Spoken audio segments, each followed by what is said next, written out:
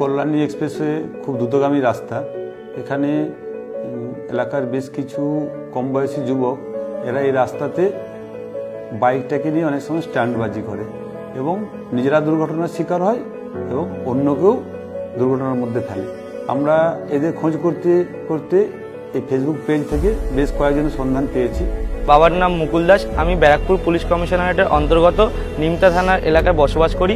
আমি এবং আমার কিছু বন্ধুবান্ধব মিলে বিগত বেশ কয়েকদিন ধরে কল্যাণী এক্সপ্রেস ও কিছু তার আশেপাশের রাস্তায় বেপরোয়াভাবে বাইক চালানোর ভিডিও ও কিছু স্টান্ট ভিডিও সোশ্যাল মিডিয়ায় পোস্ট করি।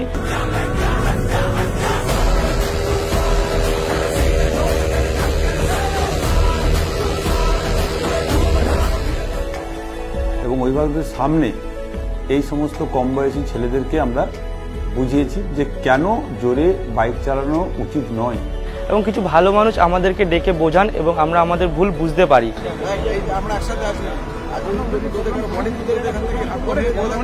সামাজিক কর্মকাণ্ডে এদেরকে ইনভলভ করলে যদি এরা ভালো কাজে স্বাদ পায় আমাদের ধারণা, তখন এরা এরকম আর কাজ করবে না যেখানে মানুষের ক্ষতি হয়।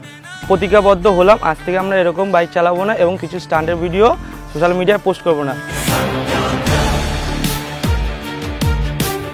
সেফ ড্রাইভ সেভ লাইফের যে সচেতনতামূলক ভিডিও সেগুলি ওরা প্রচার করবে এবং যে সমস্ত ভাই দাদারা এই ভিডিও করেন এবং তাদের অনুরোধ করলাম এই সমস্ত ঝুঁকিময় ভিডিও করে নিজেদের জীবনে বিপদ ডেকে আনবেন না।